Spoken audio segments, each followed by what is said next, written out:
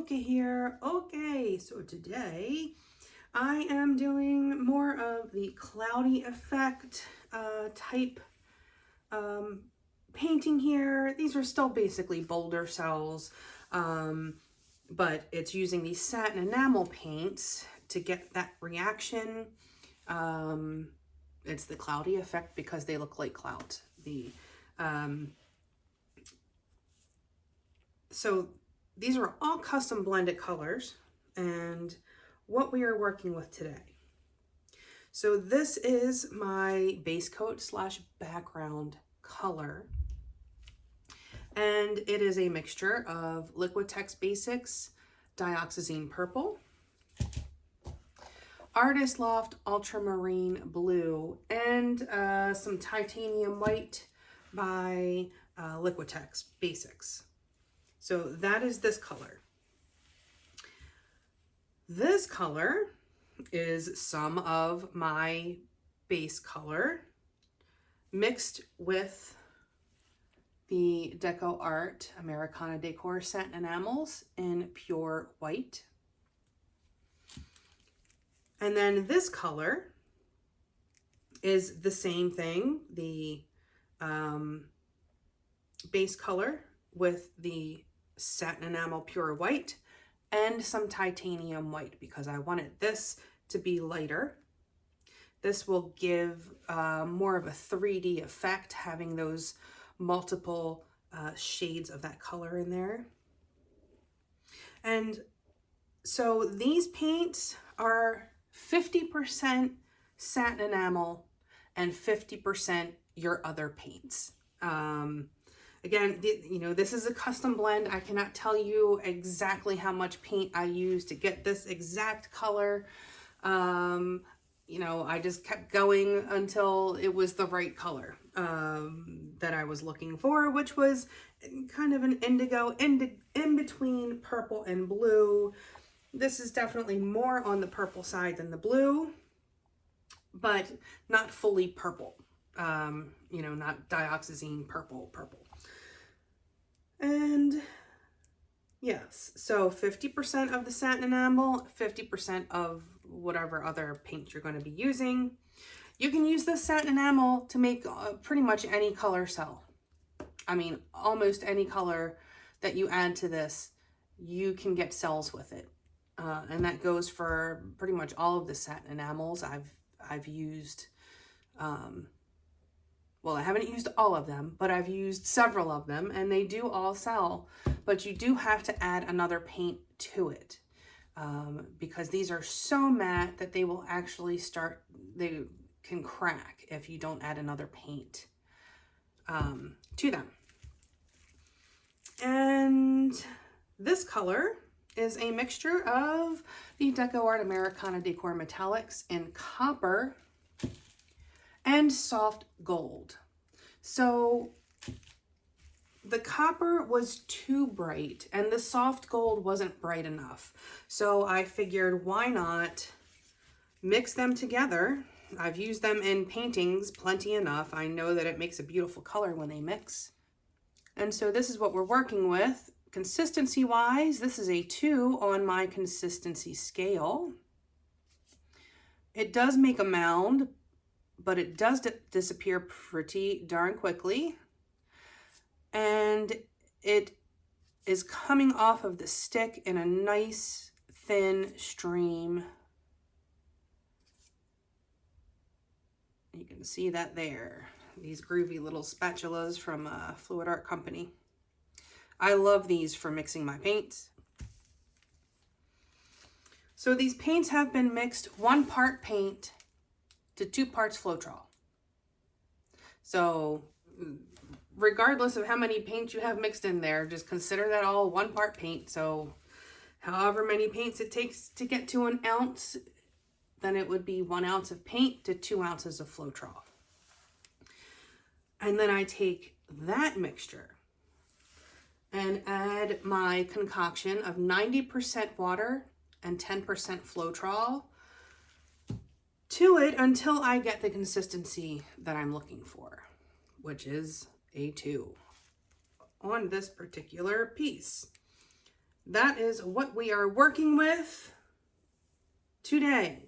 Before we get started, have you seen the Fluid Art inspiration cards? If you have, you can fast forward about a minute, but if you have not, what we have are 52 cards. There are 42 technique cards, and each technique card has an associated video here on YouTube.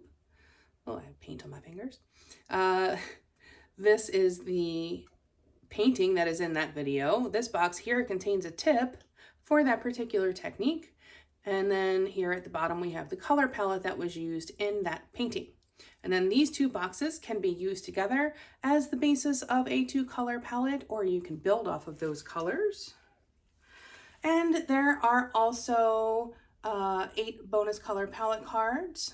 You can use all of the colors or just some of the colors, mix and match the color palette cards with the technique cards, and you have more combinations than you could ever paint in a lifetime.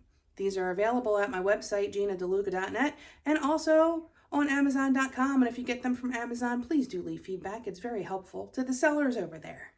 Okay, the first thing I'm going to do is put about 2 ounces of my background color in my cup. The base coat is what goes on the canvas. The background color is what goes in the cup. I call it that because that is the paint that doesn't sell. That's the first paint that goes in the cup, and then the other paints that are going in are more matte than this paint, and that is what is creating these cells. The matte paints have a hydrophobic effect, and they push the background paint away. If I were to use all cell makers, like if I were to just use all of these Satin enamels or the Decoart Metallics, I would not get cells. I've tried it. You get no cells. You got to have that other paint to have the reaction with.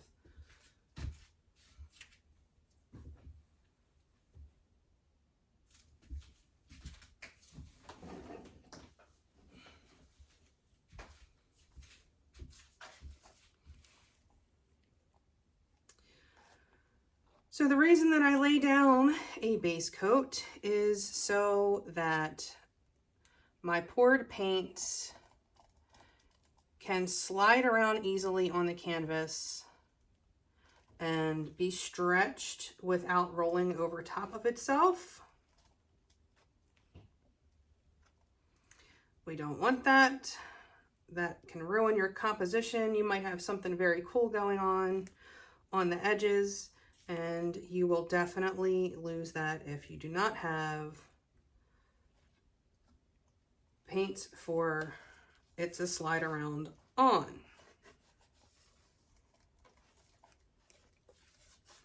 And I cover my edges first because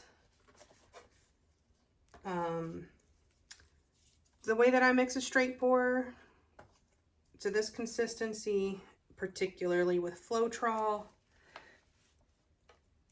it may not give you the best coverage on the sides of your canvas, but it does make magic happen on the top of your canvas. So I will sacrifice my sides for a magnificent top. And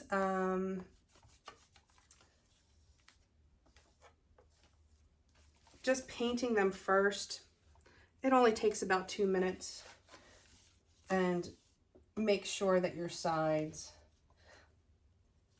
look nice, regardless of whether the poured paint sticks to it well or not. Okay, I'm just going to pop these bubbles in the base coat.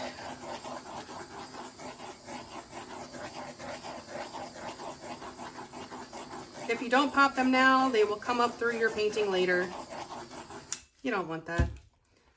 Okay, I'm going to start with this purple. It's always a good idea to check your consistency before you put it in your cup.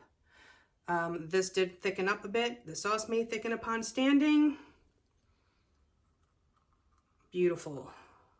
It is sinking beautifully. That is exactly what we want.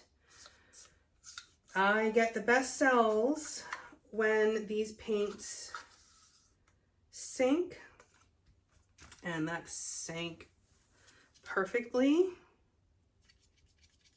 Okay. This one still looks good. Don't think I need to thin that out anymore. Okay, coming from up high. When you hear that plop, you know you're doing good. Now, I used to be a bartender, and I've done several hundred of these, so I've gotten very used to the action of pouring from up high. Don't beat yourself up if you're not great at that right away.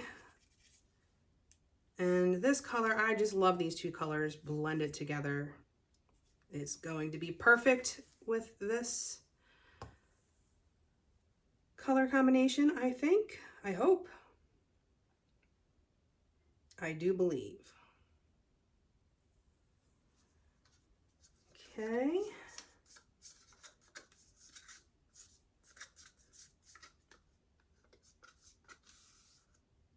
And I do have some paint left in my cup here. And I will go over top of these colors because, as mentioned before, they need a paint to react with. And if all of my cell makers are sitting on the top, when that comes out of the cup, it will have nothing to react with. And though it will still be beautiful because these colors are very, very pretty, it will not be giving me the cells that I desire. Okay, so I'm going to pour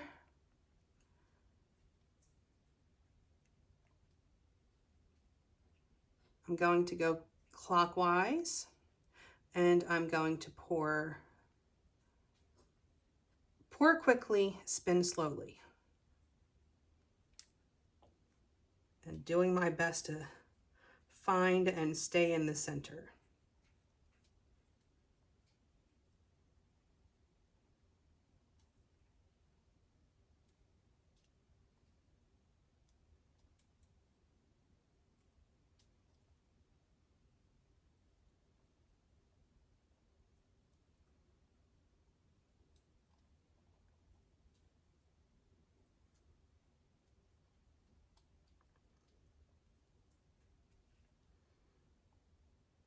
It is hard to talk when this part's going on. So pardon my silence.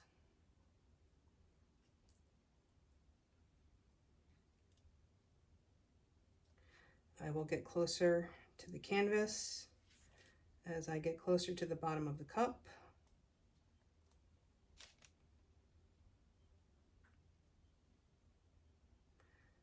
And when I get to the bottom of the cup, the last color that I put in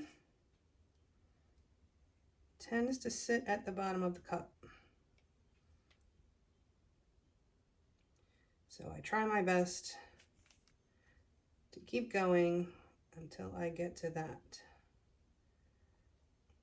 And that is why I put the color that has the most contrast in last. The most contrast with the base color, I mean.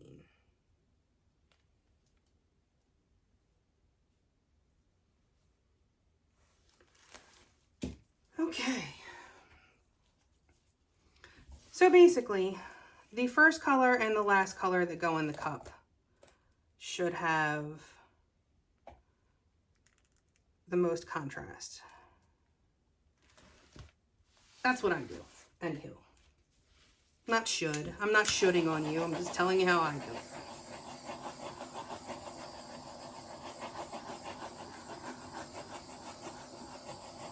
it. Okay. So, as we are patient and we let these paints percolate, popping these bubbles,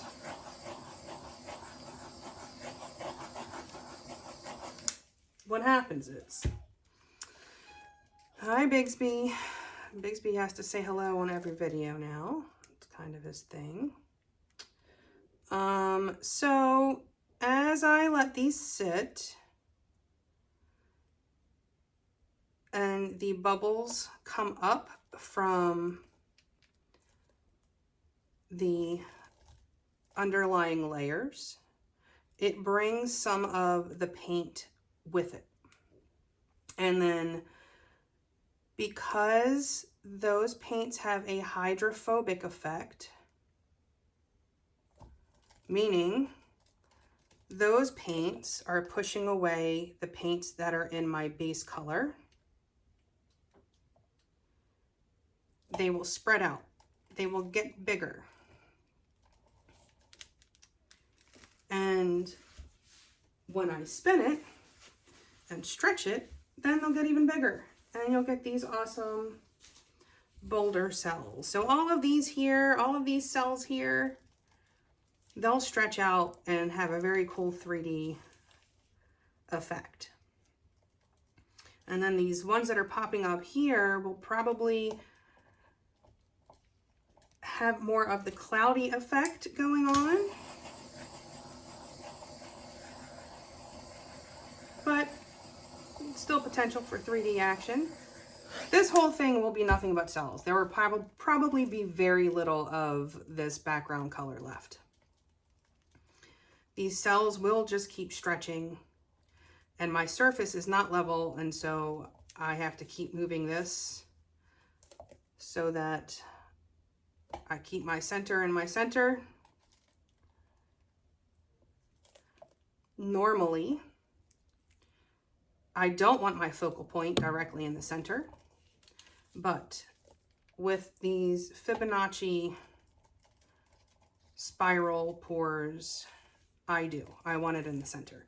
So I had someone ask a couple of times, I don't think they're seeing my replies, about the Fibonacci, and they say that when they look it up, they're just seeing things that are rectangles and squares and whatnot. It is not just that.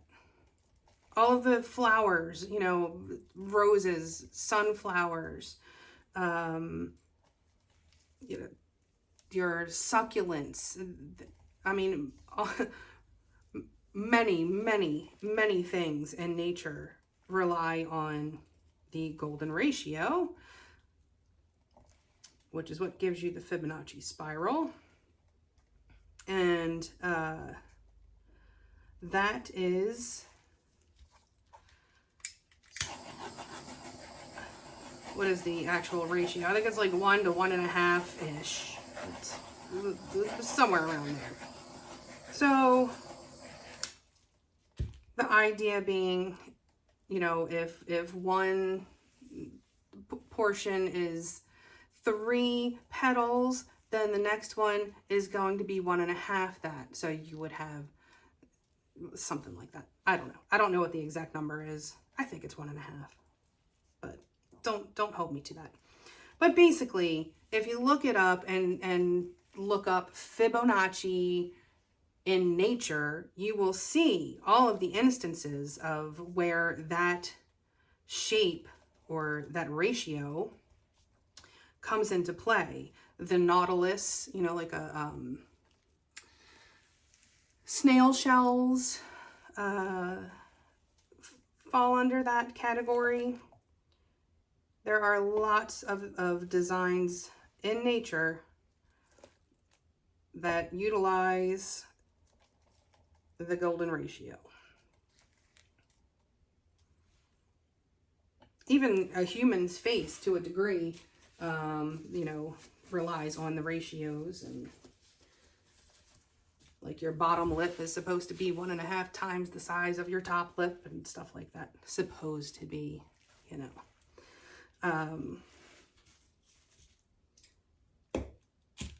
But that is nature's design, the Fibonacci, and it is endlessly fascinating to me.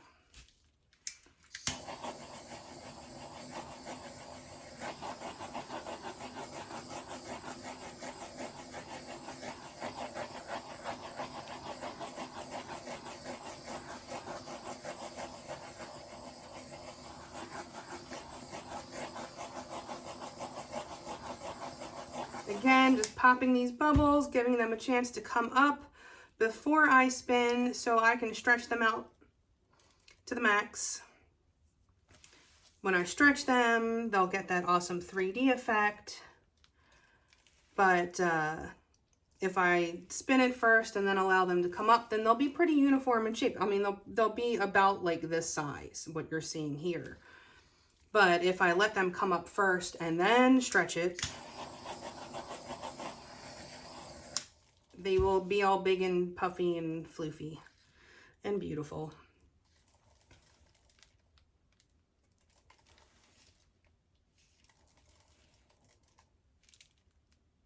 And I am happy with the color that I made there.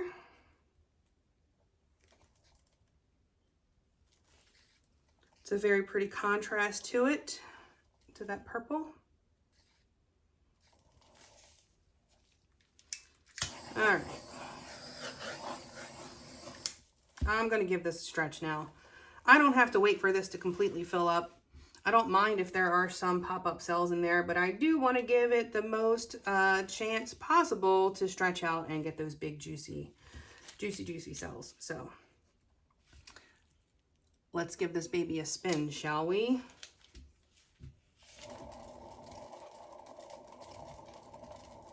And you don't have to spin fast. That is a misconception. If you are afraid to try this technique, you don't have to spin fast. This does not have to end up on your wall. My drip zone never leaves these 2 sheets of paper. I mean, my drip zone is, you know, corner to corner for my painting. It doesn't go past that because the corners don't really get drips. So I usually have to go in and touch them up.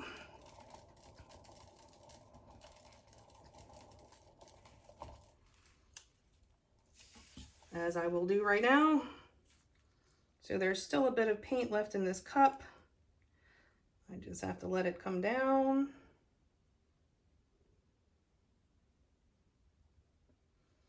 Just to give these corners a little something something.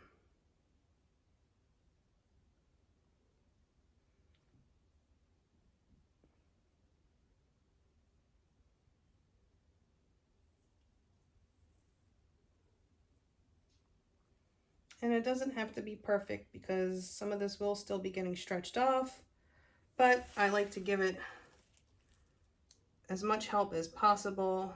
It just seems like there's always 2 corners that are ornery.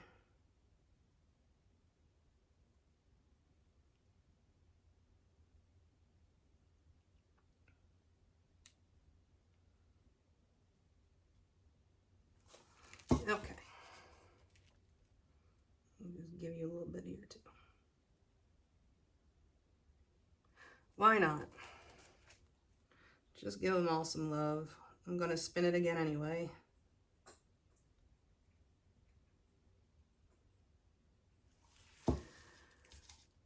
Okay.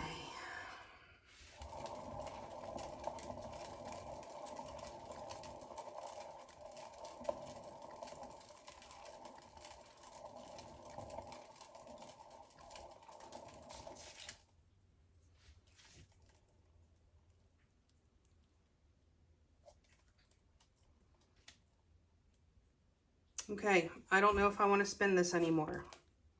I don't want to lose my spiral.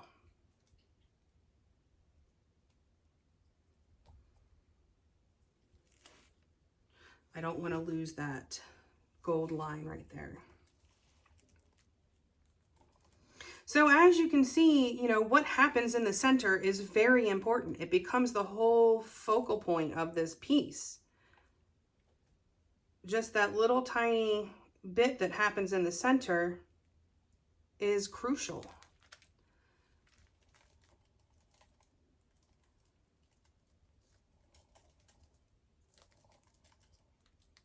Okay, yep, I'm gonna let this sit and do what it's gonna do. I'm gonna leave it alone and I will bring you in for a close-up. Back in a few.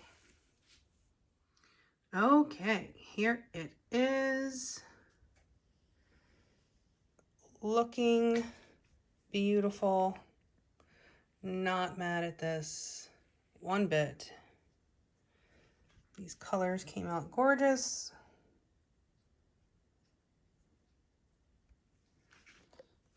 see if I can get you some of that sparkle.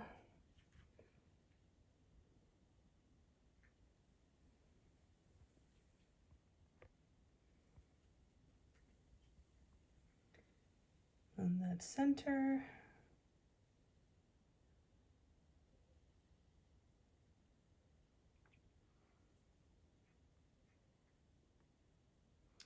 Definitely not mad at this. I do love this technique. Obviously, I'm a little bit obsessed with it. I will move on, I promise.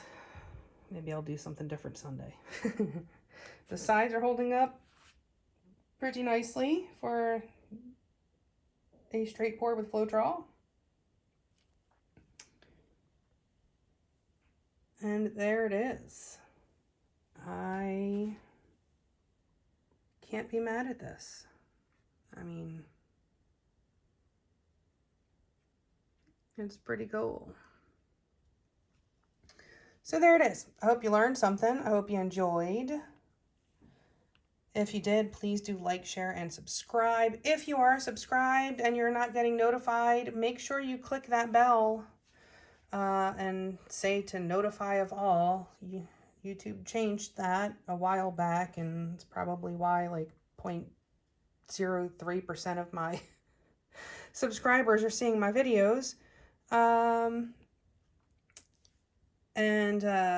Do check out the description box below for links to my PayPal tip jar if you feel so inclined. And there are affiliate links for Deco Art and Arteza and Color Art, Amazon. I've got a few of them down there. So if you are purchasing online, that is a great way to do it. Help a sister out without costing you anything extra. Also, in the description box, you will find the link to my website, GinaDeLuca.net, where you can find my art and music and fluid art inspiration cards for sale. And in the description box, you will also find the link to my Facebook group, our Facebook group. Go make some art. Join us there. Post your masterpieces. Ask your questions. Get some inspiration.